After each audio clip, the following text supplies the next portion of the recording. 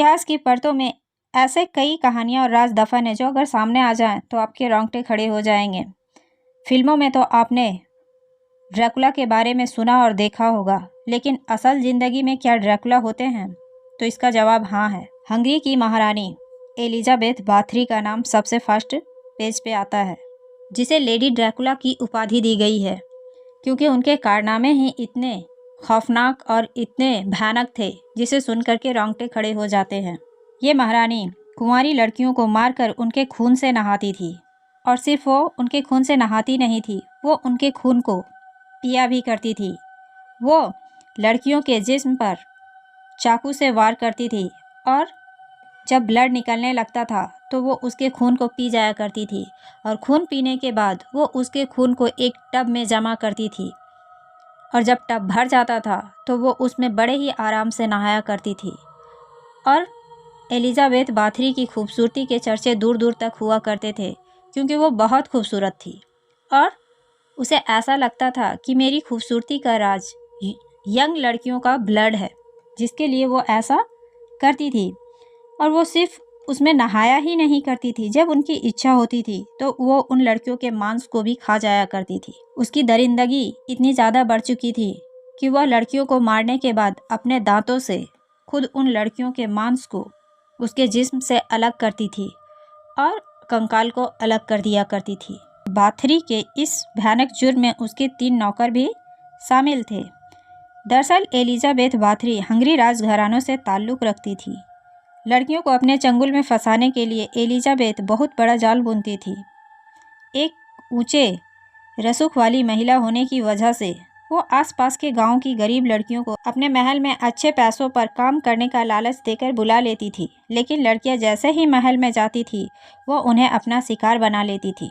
Elizabeth का torture करने का तरीका बहुत ही खतरनाक था। एलिजाबेथ कुंवारी लड़कियों को मौत देने से पहले उसे बुरी तरीके से प्रताड़ित करती थी। वो उन्हें बहुत मारा करती थी, उनके हाथों को जला देती थी, कभी कभी वह उनके होठ पे जलता हुआ अंगार रख देती थी। लड़कियां बहुत चिल्लाती थी, उसे बहुत मज़ा आता था। वह कैंची से लड़कियों के होठों को काट दिया करती थी, जगह जगह उनके शरीर पे कट लगा देती थी, कभी कभी वो उनके उंगलियों को काट देती थी, उनके हाथ को काट देती थी, और लड़कियां उसी तरह मर जाया करती थी। और वह उनके पूरे शरीर के ब्लड को एक टब में जमा करती थी, उसके बाद वो उसमें नहाया करती थी। कई बार वह लड़कियों के चेहरे या शरीर के दूसरे अंगों का मांस दांतों से काटकर निकाल लेती थी और उन्हें खाया करती थी। उन्हें कच्चा मांस खाने में भी मज़ा आता था। लेकिन ये लेडी ड्रैकुला इतनी भयानक और इतनी खौफनाक थी कि वो सिर्फ ब्लड ही नहीं पिया करती थी, वह उन्हें बहुत सताया करती थी, बहुत टॉर्चर करती थी और उनके साथ खेला करती थी। वह अजीब अजीब तरह से उन्हें टॉर्चर करती थी।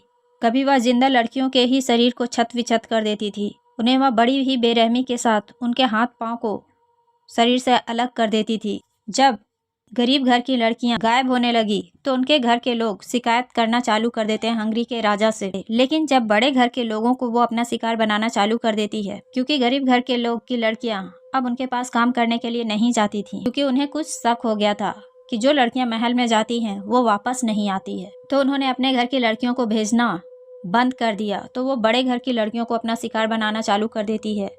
वो उन्हें अपने यहाँ अच्छे ज्ञान देने के बहाने बुलाती थी और वो उनके साथ बड़े ही बर्बरता के साथ पेश आती थी। ये सिलसिला करीब 25 वर्षों तक चला था, जिसमें उसने 650 यंग लड़कियों को मौत के घाट उतार दिया और वो उनका खून पी गई एक ड्रैकुला के समान। जब बड़े घर के लोगों ने राजा से इस बात की शिकायत की तो राजा को उन पे शक हो जाता है कि आखिर ये लड़कियां कहाँ जाती हैं। तो उन्होंने जांच के आदेश दे दिए और जब जांचकर्ता उस महल में पहुंचते हैं तो वो ये देख करके चौंक जाते हैं, वो सन्न रह जाते हैं और उनके पैरों तले की ज़मीन खिसक जाती है। वहाँ का नज़ारा बहुत ही भयानक और बहुत ही खौफनाक था। एक कमरे में लड़कियों के छत विछत लाश पड़े हुए थे। कुछ लड़कियाँ बेड़ियों से जकड़ी हुई जिंदा पाई गई तो कुछ लड़कियों के लाश वहाँ पे बिखरे हुए थे। बाथरी के जीवन पर कई किताबें भी लिखी जा चुकी हैं, कुछ फिल्में भी बन चुकी है। आयरलैंड के उपन्यासकार ब्राम स्टोकर ने बाथरी के विषय से ही प्रेरित होकर 1897 में ड्रैकुला उपन्यास लिखा था। हॉलीवुड में कई ड्रैकुला बेस्ड फिल्में बनी हुई हैं, लेकिन एलिजाबेथ जो थी वो जीती जागती ड्रैकुला थी। उस महल के आसपास की जांच की गई तो वहाँ पे कंकाल ही कंकाल मिलना चालू हो जाते हैं। वहाँ पे 600 से भी ज़्यादा कंकाल मिले थे जिन्होंने उसके घिनौने जुर्म का सबूत दिया था। इस जघन्य अपराध के लिए उसे फांसी तो नहीं दी गई क्योंकि वह एक राजघराने से बिलोंग करती थी, लेकिन उसे उसके ही महल के एक कमरे में कैद कर दिया गया। 4 साल बाद 21 अगस्त 1614 ईस्वी को उसकी मौत हो गई और जिस जगह पे उसे कैद किया गया था उस जगह को पूरी तरीके से बंद कर दिया गया था। वहाँ सिर्फ खाना पहुँचाने के लिए एक छोटा सा हॉल था।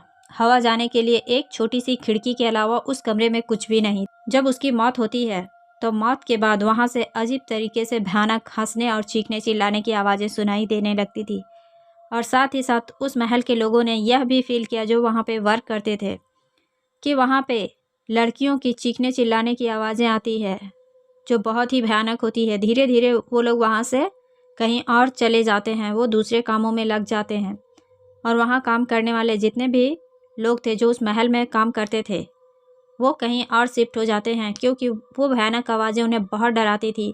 उन्हें ऐसा लगता था कि कहीं ये महारानी उस कमरे से बाहर आकर के उनका ही शिकार ना कर ले। तो thanks for watching this story guys. अगर आपको हमारी ये कहानी अच्छी लगी हो तो प्लीज़ लाइक एंड सब्सक्राइब ज़रूर कीजिएगा। ये स्टोरी भूत से भी ज़्यादा खतरनाक थी, इसलिए मैंने इसे आप तक पहुंचाना उचित समझा।